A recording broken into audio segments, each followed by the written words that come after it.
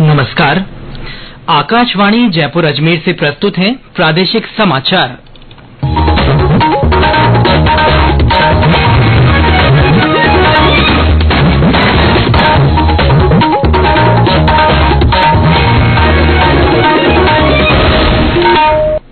मुख्य समाचार। प्रधानमंत्री नरेंद्र मोदी आज त्रिपुरा में वरिष्ठ भाजपा नेता डॉक्टर मानिक साहा के मुख्यमंत्री पद के शपथ ग्रहण समारोह में शामिल होंगे। अंतर्राष्ट्रीय महिला दिवस के अवसर पर आज प्रदेश भर में कई कार्यक्रम। रोडवेज बसों में रात 12 बजे तक महिलाओं को मिलेगी मुफ्त यात्रा की सौगात। प्रदेश में कल धुलंडी उल्लास और उमंग के साथ खेली गई। कई जगहों पर आज भी होली के परंपरागत कार्यक्रमों की धूम। और मौसम में बदलाव से राज्य में कई जगहों पर हुई बूंदाबांदी, फसलों को पहुंचा नुकसान।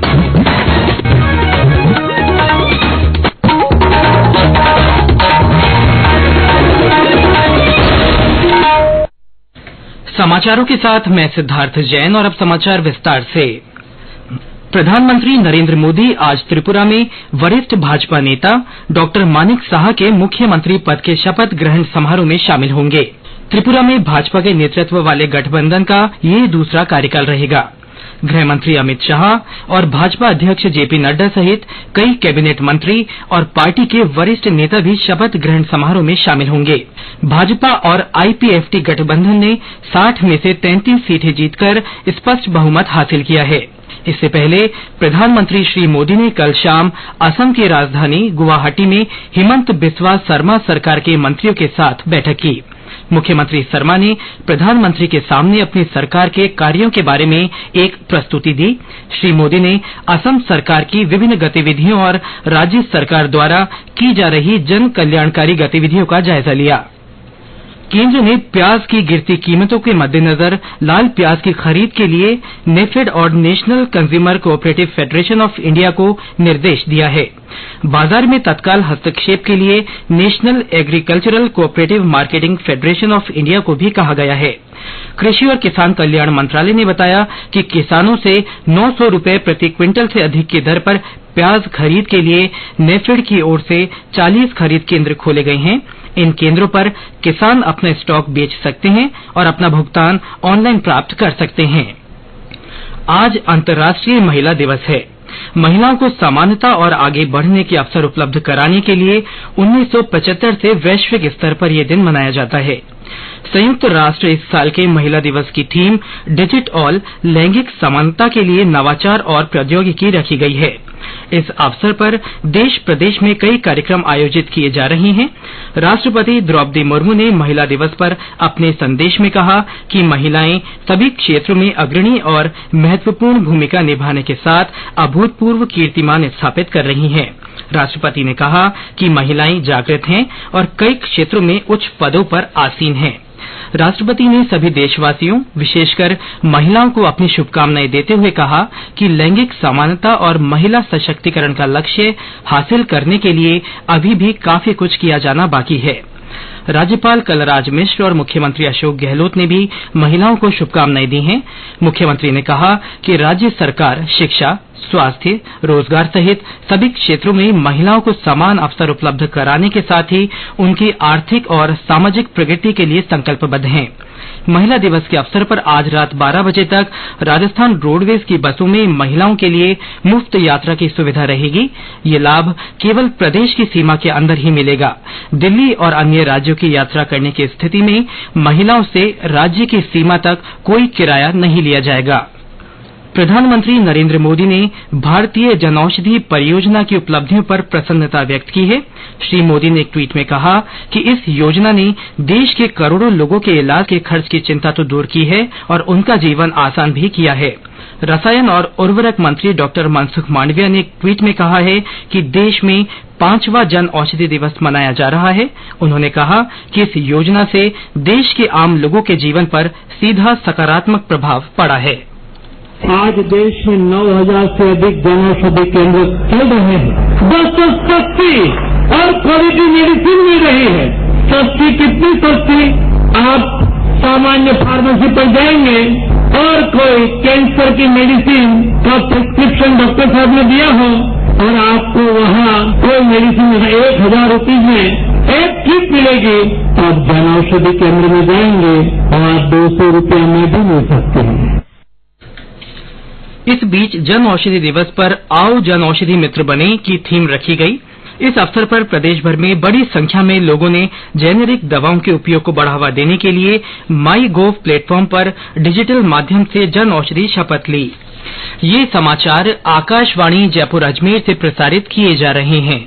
99 रुपए में 1 किलो जलेबी मिले न मिले, मगर वी के साथ 99 रुपए में 28 दिन की वैलिडिटी और फुल टॉक टाइम जरूर मिलेगा। आज ही जुड़े वी के साथ। समाचारों में आपका फिर से स्वागत है। देश प्रदेश के कुछ हिस्सों में आज भी धुलंडी खेली जा रही है। हिंदू पंचांग के अनुसार कई जगह कल शुभ मुहूर्त में होलिका दहन किया गया। दूसरी ओर प्रदेश के अधिकांश स्थानों पर कल होली का त्योहार उल्लास और उमंग के साथ मनाया गया। दिन भर लोगों ने एक दूसरे को गुलाल अबीर लगाकर शुभकामनाएं दी। इधर होली पर आयोजित होने वाले परंपरागत धार्मिक कार्यक्रमों की प्रदेश भर में धूम बनी हुई है। बारां के किशनगंज में फूलडोल महोत्सव में बड़ी संख्या में लोग जुटे रहे हैं। 7 दिवसीय महोत्सव की शुरुआत कलश यात्रा के साथ हुई। 136 सालों से ये महोत्सव आदिवासियों और ग्रामीणों के लिए आस्था का केंद्र बना हुआ है। बारां जिले के किशनगंज कस्बे में होली के अवसर पर पिछले 136 वर्षों से लगातार अनवरत चल रहे आड़ोती के ख्यात नाम फूलडोल लोकोत्सव का मंगलवार को आगाज हो गया है।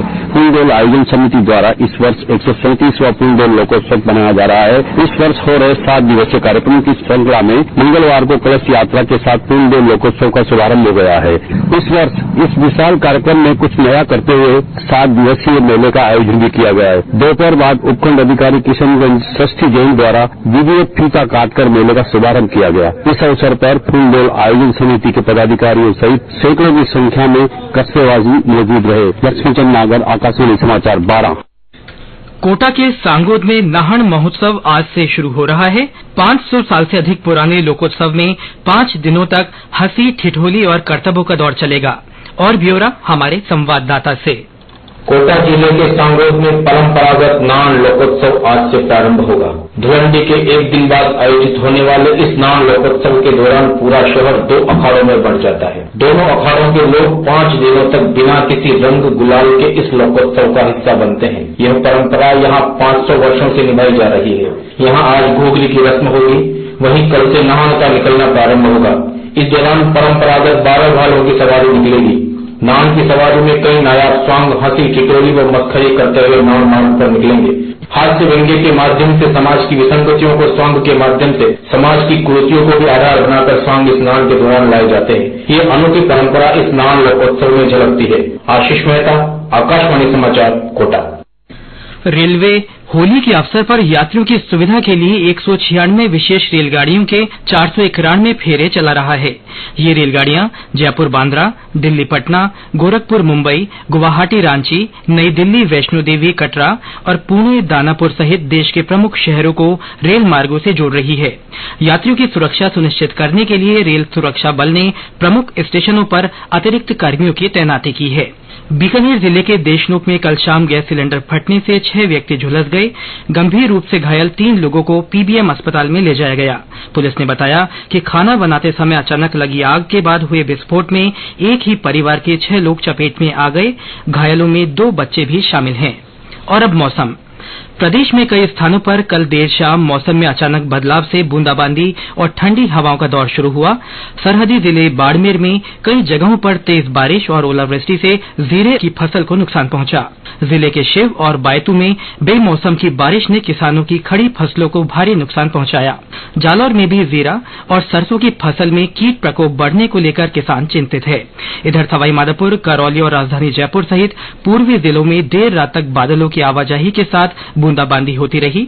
मौसम विभाग के अनुसार पश्चिमी विक्षोभ के प्रभाव से बने परिसंचरण तंत्र के कारण पूर्वी राजस्थान के जिलों में आज भी कहीं कहीं हल्की से मध्यम बारिश होने की संभावना है।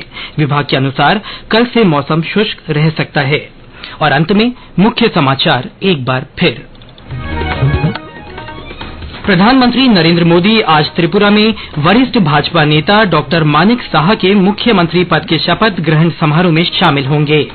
अंतर्राष्ट्रीय महिला दिवस के अवसर पर आज प्रदेश भर में कई कार्यक्रम आयोजित किए जा रहे हैं। रोडवेज बसों में रात 12 बजे तक महिलाओं को राज्य में मुफ्त यात्रा की सौगात दी गई है। प्रदेश में कल धुलंडी उल्लास और उमंग के साथ खेली गई। कई जगहों पर आज भी होली के परंपरागत कार्यक्रमों की धूम बनी हुई है और मौसम में बदलाव से राज्य के कई जिलों पर बूंदाबांदी होने से फसलों को नुकसान पहुंचा है। इसके साथ ही प्रादेशिक समाचार बुलेटिन समाप्त हुआ। नमस्कार।